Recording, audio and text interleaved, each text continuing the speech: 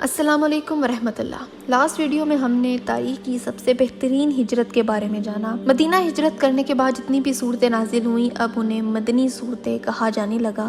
اس سے پہلے مکہ میں نازل ہونے والی صورتوں کو مکی صورتیں کہتے ہیں۔ قرآن کا میجورٹی حصہ آلریڈی نازل ہو چکا تھا، صرف 23 صورتیں ایسی تھیں جو مدینہ میں نازل ہوئی تھیں، لیکن ان صورتوں میں سے کچھ بہت لمبی بھی تھیں، جیسے کہ سورہ بقرہ اور آل عمران۔ اور پھر اس ہجرت کے بعد ہجری کیلنڈر کی بھی ابتدا ہوئی۔ یہ فیصلہ عمر ابن الخطاب رضی اللہ عنہ نے بہت بعد میں جا کے کیا تھا کہ ہر چیز کا ریکارڈ ہونا چاہیے، اور یوں انہوں نے کیلنڈر شروع کیا۔ ہجرت کے بعد رسول اللہ صلی اللہ علیہ وسلم جب قباء میں رکے تو انہوں نے الکلثوم ابن الہدام کے گھر قیام کیا۔ یہ بنو عمر کے قبیلے کے لیڈرز میں سے ایک تھے۔ رسول اللہ صلی اللہ علیہ وسلم کے قباء پہنچنے کے کچھ ہی دن بعد علی رضی اللہ عنہ بھی قباء پہنچ گئے، اور یہیں پر ان کی رسول اللہ صلی اللہ علیہ وسلم سے ملاقات ہوئی تھی۔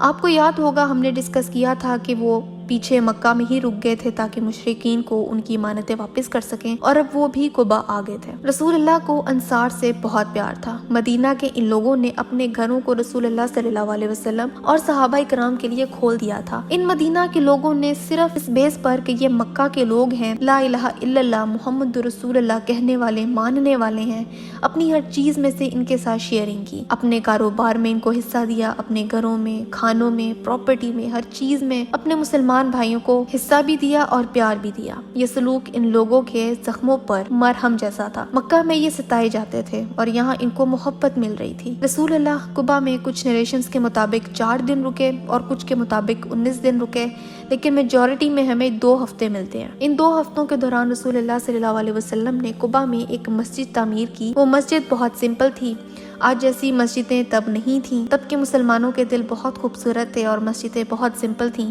آج کل کا حال یہ ہے کہ ایک سے ایک بڑھ کے خوبصورت مسجد بنائی جاتی ہے، پیسہ لگایا جاتا ہے، لیکن ان میں عبادت کے لیے نہ نمازی ہیں نہ موٹیویشن۔ رسول اللہ صلی اللہ علیہ وسلم نے یہ مسجد تعمیر کی اور اس کا نام مسجد قباء ہے۔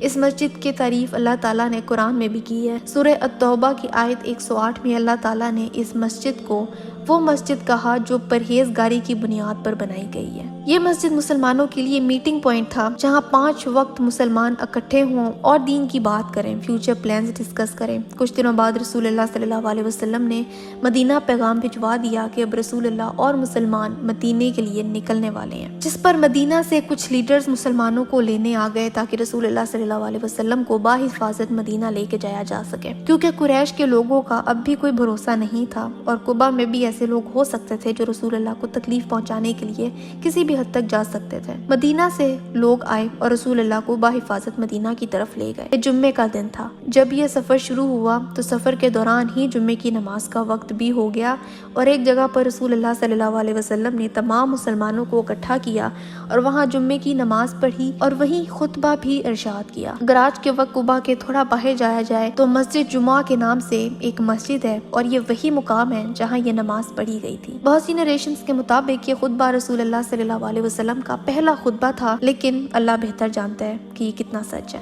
اس خطبے میں رسول اللہ صلی اللہ علیہ وسلم نے انصار اور مہاجرین کو اللہ کے بارے میں بتایا، اللہ سے ملاقات کے بارے میں یاد کروایا۔ یہ بھی کہا کہ تم لوگوں کے درمیان اللہ نے نبی بھیجا ہے، اور اس بات کا تم سے سوال ہوگا کہ کیا تم نے نبی کو فالو کیا یا نہیں کیا۔ یہ بھی کہا کہ جہنم کی آگ سے بچنے کے لیے اللہ کی راہ میں خرچ کرو، چیریٹی دو، چاہے وہ ایک کھجور ہی کیوں نہ ہو۔ اگر کھجور بھی نہیں دے سکتے تو زبان سے ہی اچھی بات کرو۔ اس کا مطلب کہ جو صدقہ یا چیریٹی ہم اللہ کی خوشی کے لیے دیتے ہیں وہ ہمیں جہنم سے بچانے کے لیے ہماری مددگار ثابت ہوگا۔ اس نماز اور خطبے کے بعد مدینہ کا سفر دوبارہ سے شروع ہوا، اور آخر کار رسول اللہ صلی اللہ علیہ وسلم اور مسلمان مدینہ پہنچ گئے۔ مدینہ میں کتنے ہی لوگ تھے جو اسلام قبول کر چکے تھے۔ انہوں نے رسول اللہ کی تعلیمات ان سے ملے بغیر ہی قبول کر لی تھی، اور جس شخصیت کے بارے میں اتنا کچھ سنا ہو، جس عظیم انسان کی ٹیچنگز سے مدینہ کے لوگوں کی زندگیاں بدل رہی تھیں، ان لوگوں کی خوشی کی انتہا ہی نہیں تھی کہ رسول اللہ صلی اللہ علیہ وسلم ان کے پاس ہمیشہ کے لیے مدینہ آ رہے ہیں۔ لوگوں کی بے صبری کا یہ عالم تھا کہ لوگ اپنے گھروں کی چھتوں پر چڑھ کے رسول اللہ کو دیکھنے کی کوشش کرتے تھے کہ وہ مدینہ میں داخل ہوں تو دور سے ہی انہیں دیکھ لیا جائے۔ عورتیں کھڑکیوں سے جھانک رہی تھیں کہ کب ان کی آنکھوں کو اللہ کی بہترین تخلیق دیکھنا نصیب ہوگی۔ ان کی خوشی کی انتہا یہ تھی کہ بلکہ صحیح مسلم میں یہ نریشنز ملتی ہیں کہ مدینہ کے مسلمان لڑکے نوجوان اس دن یا رسول اللہ یا محمد کی صدائیں خوشی سے بلند کرتے تھے۔ نریشنز میں یہ بھی ملتا ہے کہ مدینہ کے یہودی قبیلے جو کہ 3 تھے، ایک بنو قینقاع، دوسرا بنو نذیر اور تیسرا بنو قریظہ، یہ 3 قبیلے یا تو مدینہ میں تھے یا تو مدینہ کے اطراف تھے۔ یہ یہودی دور علاقوں سے یہاں آ کے بس گئے تھے کیونکہ ان کو بھی نبی کا انتظار تھا جو اسی علاقے میں سے آنا تھا۔ ان میں سے بہت سے یہودیوں نے رسول اللہ سے سوالات کیے اور یقین آنے پر اسلام بھی قبول کر لیا تھا۔ ان میں سے ایک عبداللہ ابن سلام رضی اللہ عنہ بھی تھے۔ انہوں نے خود بتایا کہ جب رسول اللہ صلی اللہ علیہ وسلم مدینے میں داخل ہوئے تو اس وقت میں اپنے باغیچے میں کام کر رہا تھا۔ میں نے سب کام چھوڑے اور رسول اللہ صلی اللہ علیہ وسلم کو دیکھنے چلا گیا۔ جب میری نظر ان کے چہرے مبارک پر پڑی، پہلی جھلک ملتے ہی جان گیا تھا کہ یہ چہرہ کسی جھوٹے انسان کا نہیں ہے۔ پھر عبداللہ ابن سلام رضی اللہ عنہ نے جو پہلی بار رسول اللہ سے جو الفاظ سنے تھے وہ یہ تھے، یا ایھا الناس افشوا السلام وآتموا الطعام واسیلوا الارحام وصلوا باللیل والناس نیام تدخلوا جنت ربکم بالسلام۔ اتنی خوبصورت الفاظ کی رائمنگ دیکھی ہے۔ بعض نریشنز میں مختلف الفاظ بھی ملتے ہیں۔ ان الفاظ کا مطلب یہ ہے کہ اے لوگوں، امن اور سلامتی پھیلاؤ، لوگوں کو کھانا کھلاؤ، اپنے تعلقات کو نبھاؤ اور پورا کرو، اور جب رات کو سب سو جائیں تو تم عبادت پڑھو، اور جب یہ سب کرو گے تو اللہ کی جنت میں آسانی سے داخل ہو جاؤ گے۔ عبداللہ ابن سلام رضی اللہ عنہ کہتے ہیں کہ یہ لفظ میں نے سنے اور شہادت پڑھ کے اسلام قبول کر لیا۔ رسول اللہ صلی اللہ علیہ وسلم مدینہ پہنچ گئے اور مدینہ کے ہر مسلمان چاہتا تھا کہ رسول اللہ ان کے گھر میں رہیں، اور باقی کے صحابہ جو رسول اللہ کے ساتھ تھے وہ کیسے طے ہوئے کہ کون کس کے گھر میں رہے گا؟ بہت انٹرسٹنگ طریقہ۔ مدینہ کے لوگ اپنا سب کچھ شیئر کرنے کو تیار تھے۔ اب اس کا ایک ہی حل تھا، قرآن نکالنا، قرآن اندازی کرنا۔ کسی ٹکڑے پر نام لکھ کے ایک جگہ ڈالے گئے اور ٹکڑا اٹھانے پر جس صحابی کا نام نکلتا وہ لائن میں کھڑے ہوئے انصاری کے ساتھ ان کے گھر چلا جاتا۔ اس طرح سے کسی کو فیور نہیں دیا گیا، کسی کو کسی کی پسند سے نہیں چنا گیا، بلکہ سب اسی طرح سے طے پایا۔ صحابہ کرام کا انتظام یوں ہو گیا تھا، پر رسول اللہ صلی اللہ علیہ وسلم کس کے گھر ٹھہریں گے؟ اس کی ہمیں 2 نریشنز ملتی ہیں۔ ایک نریشن میں ملتا ہے کہ رسول اللہ صلی اللہ علیہ وسلم کا اونٹ جس جگہ رکا اسی جگہ رسول اللہ نے پوچھا کہ اس جگہ کے قریب ترین گھر کس کا ہے، اور اس جگہ گھر ابو ایوب الانصاری رضی اللہ عنہ کا تھا۔ انہوں نے کہا کہ یہ میرا گھر ہے اور یہ اس کا دروازہ ہے۔ دوسری نریشنز بھی اسی سے ملتی جلتی ہے۔ رسول اللہ صلی اللہ علیہ وسلم کو لوگ اپنے گھر لے جانا چاہتے تھے اور یوں شور اٹھ گیا کہ یا رسول اللہ ہمارے گھر آئیے، ہماری طرف آئیے۔ تو رسول اللہ نے فرمایا کہ میرا اونٹ اس کو ڈیسائیڈ کرے گا، اور اس جگہ پر سب سے قریب گھر ابو ایوب الانصاری کا تھا۔ اس طرح سے رسول اللہ صلی اللہ علیہ وسلم نے ان کے گھر میں رہنے کا فیصلہ کیا۔ ابو ایوب الانصاری رضی اللہ عنہ کا گھر ڈبل سٹوری تھا، ایک پورشن نیچے اور ایک اوپر تھا۔ رسول اللہ صلی اللہ علیہ وسلم جب گھر میں داخل ہوئے تو نیچے والے پورشن میں تھے۔ ایوب الانصاری رضی اللہ عنہ اپنی فیملی کے ساتھ آئے اور کہا، یا رسول اللہ میں آپ کو یہاں نیچے رہنے نہیں دے سکتا، جبکہ میں اوپر والے حصے میں خود رہوں، میں یہ برداشت نہیں کر سکتا۔ آپ اوپر والے حصے میں رہیے اور میں اور میرا خاندان ہم نیچے رہیں گے۔ یہ وہ پیار، یہ وہ محبت اور عزت تھی انصاریوں کے دلوں میں کہ یہ تصور بھی نہیں کر سکتے کہ رسول اللہ خود نیچے رہیں اور ہم اوپر رہ لیں۔ بھلا ایسے کیسے ہو سکتا ہے؟ رسول اللہ بہترین انسان تھے، درجات میں ہم سے بہت بہت بہت بلند ہیں، تو رسول اللہ صلی اللہ علیہ وسلم کو گھر میں بھی اوپر والے حصے میں ہی رہنا چاہیے۔ رسول اللہ نے فرمایا کہ نہیں، میں نیچے رہنا ہی پسند کروں گا، کیونکہ مجھ سے ملنے لوگ آئیں گے اور یہ بہتر ہے کہ وہ نیچے سے ہی مجھے مل کے چلے جائیں، بجائے اس کے کہ وہ اوپر آئے اور ان کا گزر تمہارے گھر والوں کے بیچ میں سے ہو کے ہوتا ہو۔ نریشنز میں ملتا ہے کہ ابو ایوب الانصاری کے گھر والے، ان کے بچے اتنے ویل بیہیوڈ اور اتنا خیال رکھنے والے تھے کہ وہ اس طرح چلتے بھی نہیں تھے کہ کسی بھی طرح سے رسول اللہ صلی اللہ علیہ وسلم کو ڈسٹربنس فیل ہو۔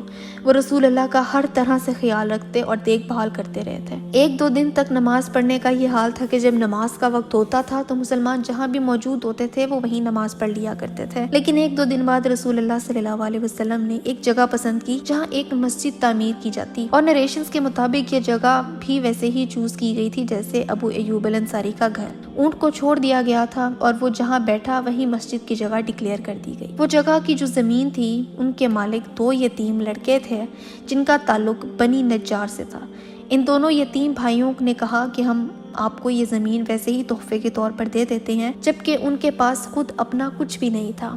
وہ یتیم تھے، غریب تھے، لیکن اللہ کے لیے وہ اپنی زمین بھی دینے کو تیار تھے۔ لیکن رسول اللہ صلی اللہ علیہ وسلم نے یہ زمین ان سے خریدی، انہیں پیسے دیے اور پھر اس جگہ کو کلیئر کروا دیا۔ وہاں جو جھاڑیاں، درخت وغیرہ تھے انہیں کٹوا کے زمین کو صاف کر دیا گیا اور یہ جگہ مسجد النبوی ٹھہرائی گئی۔ उस वक्त वो जगह छोटी थी, ना कोई कारपेट था, ना कोई मार्बल्स थे, ना कंक्रीट था, ना खूबसूरत स्ट्रक्चर था। जब वो लोग वहाँ नमाज पढ़ते थे तो उनके घुटनों पर, माथे पर, नाक पर, हाथों पर, हथेली पर मिट्टी के निशान पड़ जाते थे। इस मस्जिद की छत कैसी थी? मस्जिद की छत खजूर के दरख्त के पत्तों और तनों से बनाई गई थी। ये छत कितनी ऊंची थी? ज्यादा ऊंची नहीं थी। कोई भी आदमी अगर अपना हाथ उठा के छत को छूना चाहता तो आराम से छू सकता था। इसी मस्जिद के साथ रसूलुल्लाह सल्लल्लाहु अलैहि वसल्लम 2 कमरे बनवाने के इंस्ट्रक्शंस दे दिए अपनी बीवियों के लिए, उम्महातुल मोमिनीन के लिए। उस वक्त सऊदा बिन ज़मा रज़ी अल्लाह अन्हा उनकी बीवी थी। एक कमरा उनके लिए और एक कमरा आयशा रज़ी अल्लाह अन्हा के लिए। हिजरत से पहले उनकी शादी हो चुकी थी, लेकिन अब हिजरत के बाद जब वो फाइनली रसूलुल्लाह सल्लल्लाहु अलैहि वसल्लम के साथ रहने लगी थी तो दूसरा कमरा उनके लिए बनवाया गया था, जिसको हुजरा आयशा सिद्दीका रज़ी अल्लाह अन्हा कहा जाता है। ये वही जगह है जहाँ बाद में रसूलुल्लाह सल्लल्लाहु अलैहि वसल्लम का इंतकाल हुआ और वहीं पर उनकी कब्र मुबारक मौजूद है। और इन दोनों कमरों की छतें भी बहुत नीची थीं। ये मस्जिद बनाते वक्त मुसलमान बहुत खुश और मुतमईन थे। उनको आज़ादी का मज़ा मिला था। इतने सालों से कुरैश के हाथों सताए जाने के बाद आज वो फाइनली अपने दीन पर चल सकते थे। उनको कोई तंग करने वाला नहीं था, कोई रोकने वाला नहीं था। इस आज़ादी की इनको बहुत कदर थी और वो बहुत खुश थे। ये मस्जिद तामीर करते हुए वो नारे बुलंद करते, अशार पढ़ते, नज़में पढ़ते और जो अल्फाज ये कहते थे उनका मेंशन हदीस की बुक्स में मिलता है। वो कहते थे कि अल्लाह, आखिरत की ज़िंदगी के अलावा कोई ज़िंदगी नहीं है। ये ज़िंदगी कुछ भी नहीं है। जो ज़रूरी है वो आखिरत की ज़िंदगी है। ओ अल्लाह, अंसार और मुहाजिरों की मदद फरमा। उनकी भी मदद कर जो मदीना के रहने वाले हैं और उनकी भी मदद कर जो मक्का से यहाँ आए हैं। वो ये कहते जाते और काम करते जाते। जब ये मस्जिद मुकम्मल हो गई तो एक सहाबी का इंतकाल हो गया। ये सहाबी कौन थे? असद इब्न ज़ुरारा रज़ी अल्लाह अन्हु ये सहाबी थे। इन्होंने 3 बार रसूलुल्लाह सल्लल्लाहु अलैहि वसल्लम से बैत ली थी। ये उन 6 लोगों में शामिल थे जिनका हमने जिक्र किया था, जो मदीना से आए थे और इस्लाम कबूल करके वापस मदीना गए और अपने लोगों में तबलीग शुरू कर दी। इनका इंतकाल हो गया। और एक सहाबी थे जिनका इंतकाल हुआ था, दमूरा इब्न जुंदब रज़ी अल्लाह अन्हु। हिजरत से पहले ही ये बहुत बीमार थे, लेकिन उन्होंने कहा कि मुझे अपने साथ ले जाओ, क्योंकि रसूलुल्लाह सल्लल्लाहु अलैहि वसल्लम और अल्लाह ताला का हुक्म है कि हिजरत करनी है, मुझे अपने साथ ले जाओ। और हिजरत के दौरान ही रास्ते में तनईम के इलाके में इनका इंतकाल हो गया। तनईम मक्का से बाहर का इलाका है। इनके लिए आयात नाजिल हुई थी मुसलमानों को ये बताने के लिए कि जो लोग हिजरत के दौरान इंतकाल कर गए हैं वो अल्लाह की नज़र में कैसे हैं। सूरह निसा की आयत नंबर 100 में अल्लाह ताला ने फरमाया, और जो शख्स खुदा और रसूल की तरफ हिजरत करके निकल जाए और फिर उसको मौत आ पकड़े तो इसका सवाब खुदा के ज़िम्मे हो चुका और अल्लाह बख्शने वाला और मेहरबान है। मदीना में जिन 12 अंसारियों की ड्यूटी रसूलुल्लाह सल्लल्लाहु अलैहि वसल्लम ने मक्का में रहते हुए लगाई थी कि वो मुसलमानों का मदीना में ख्याल रखेंगे, उनमें से एक सीनियर लीडर का भी इंतकाल हो गया था, अल-बरा इब्न मअरूर रज़ी अल्लाह अन्हु। इनका इंतकाल रसूलुल्लाह सल्लल्लाहु अलैहि वसल्लम के कुबा में दाखिल होने से थोड़ी ही देर पहले हुआ था। उन्होंने रसूलुल्लाह सल्लल्लाहु अलैहि वसल्लम को हिजरत के बाद नहीं देखा था, लेकिन पहले वो बैत के दौरान उनसे मिल चुके थे। अल-कुलसूम इब्न अल-हिदम का भी इंतकाल हो गया था, जिनके घर रसूलुल्लाह सल्लल्लाहु अलैहि वसल्लम ने कुबा में क़याम किया था। रसूलुल्लाह के मदीना पहुंचने के थोड़े ही अरसे बाद ये भी इंतकाल कर गए। मदीना में आके रसूलुल्लाह ने एक बहुत इंटरेस्टिंग दुआ की। मदीना का मौसम मक्का के मौसम से बहुत मुख्तलिफ था। यहाँ सर्दी भी शदीद पड़ती थी और गर्मी भी इंतहा की पड़ती थी। इन कंडीशंस में लोगों की मौतें हो जाया करती थी। रसूलुल्लाह सल्लल्लाहु अलैहि वसल्लम को मदीना के इस मसले के बारे में बताया गया। हदीस से हमें ये पता चलता है कि रसूलुल्लाह ने फरमाया कि जो भी मदीना की सर्दी और गर्मी को सब्र से बर्दाश्त करेगा वो जन्नत में दाखिल होगा।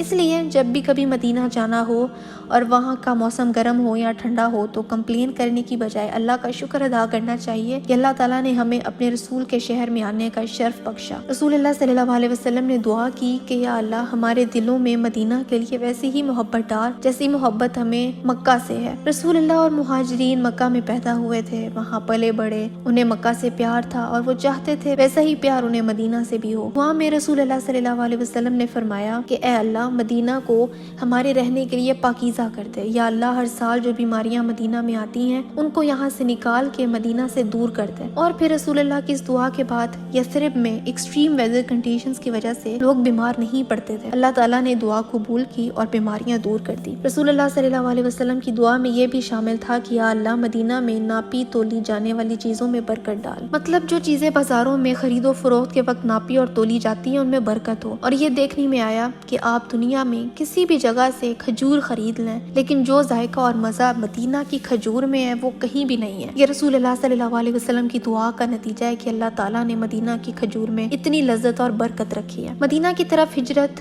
ہر مسلمان پر اللہ تعالیٰ کا حکم تھی۔ ہر مسلمان نے ہجرت کرنی ہی کرنی تھی، اور جس نے نہیں کی وہ گنہگار تھا۔ صرف ان کے لیے ہجرت نہ کرنا قابل قبول تھا جن کے پاس کوئی ویلڈ ریزنز تھے، یا کوئی مجبوری تھی کہ جس سے وہ ہجرت نہیں کر پائے۔ کسی کو آنے نہیں دیا گیا، کسی کو قریش نے زبردستی روک لیا، یا کسی کے پاس آنے کے ذرائع نہیں تھے، اس کے لیے خیر تھی۔ لیکن جس نے ہجرت کرنے کے قابل ہونے کے باوجود ہجرت نہیں کی وہ گنہگار تھا۔ جب رسول اللہ صلی اللہ علیہ وسلم اور مہاجرین مدینہ میں سیٹل ہو گئے تو رسول اللہ نے زید بن حارثہ رضی اللہ عنہ اور ابو رافع رضی اللہ عنہ کو مدینہ بھیجا تاکہ وہ رسول اللہ صلی اللہ علیہ وسلم اور ابو بکر صدیق رضی اللہ عنہ کی باقی فیملی کو وہاں سے لے آئیں جو کسی نہ کسی ریزن کی وجہ سے مکہ میں ہی رہ گئے تھے۔ بعد میں آنے والوں میں رسول اللہ صلی اللہ علیہ وسلم کی یہ دو بیٹیاں فاطمہ رضی اللہ عنہا، ام کلثوم رضی اللہ عنہا، رسول اللہ کی بیوی سعودہ بنت زمعہ رضی اللہ عنہا، رسول اللہ کی دوسری والدہ ام ایمن رضی اللہ عنہا۔ اس پوائنٹ پر ام ایمن رضی اللہ عنہا زید بن حارثہ رضی اللہ عنہ کی بیوی تھی۔ رسول اللہ صلی اللہ علیہ وسلم کی تیسری بیٹی زینب رضی اللہ عنہا کی شادی ابو العاص ابن ربیعہ رضی اللہ عنہ سے ہوئی تھی جو اس وقت مسلمان نہیں ہوئے تھے۔ انہوں نے زینب رضی اللہ عنہا کو جانے سے روک لیا تھا اور وہ ان لوگوں میں سے تھیں جو مدینہ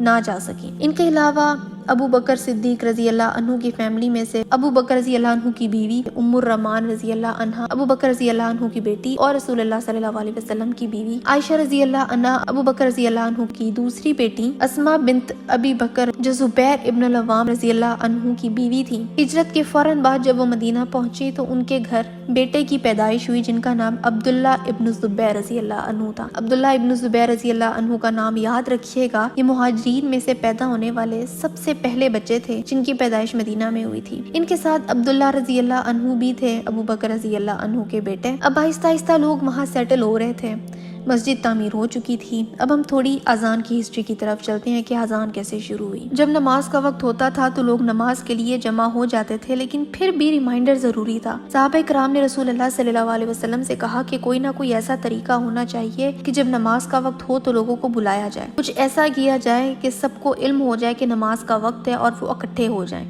کسی نے کہا کہ ایک جھنڈا بنایا جائے، جب نماز کا وقت ہو تو اس کو لہرایا جائے اور لوگ دیکھ کے نماز کے لیے آ جائیں، لیکن اس آئیڈیا کو ریجیکٹ کر دیا گیا کہ یہ ہمارا طریقہ نہیں ہے۔ کسی نے کہا کہ کیوں نہ نماز کے وقت آگ جلائی جائے، جب دھواں اطراف میں جائے گا تو لوگ سمجھ جائیں گے کہ نماز کا وقت ہے، اس کو بھی ریجیکٹ کر دیا گیا کہ نہیں ایسا نہیں ہوگا۔ کسی نے کہا کہ ٹھیک ہے ہم کیوں نہ گھنٹا بجایا کریں، اس کو بھی ریجیکٹ کر دیا گیا کیونکہ یہ کرسچنز کا طریقہ ہے کہ وہ اپنی عبادت کے لیے اس طرح اکٹھے ہوتے ہیں۔ تو پھر کسی نے کہا کہ کیوں نہ ہم صرف لوگوں کو سادہ طریقے سے بلایا لیا کریں کہ آ جاؤ نماز کا وقت ہے۔ عبداللہ بن زید الانصاری رضی اللہ عنہ ان لوگوں میں سے ایک تھے جو پھر لوگوں کو نماز کے وقت بلایا کرتے تھے۔ ان کو بلانے کی کوئی اسپیسیفک ورڈنگ نہیں تھی، وہ صرف نماز کے وقت باہر جاتے تھے اور لوگوں کو پکار کے کہتے تھے کہ صلاح کا وقت ہے، صلاح کا وقت ہے۔ اس عمل کو تثویب کہا جاتا تھا۔ کچھ ہی دن بعد عبداللہ ابن زید الانصاری رضی اللہ عنہ کو ایک خواب آیا۔ خواب میں انہوں نے ایک شخص کو دیکھا جو ان سے کہنے لگا کہ لوگوں کو نماز کے لیے بلانے کے لیے ہم یہ الفاظ استعمال کیوں نہیں کرتے۔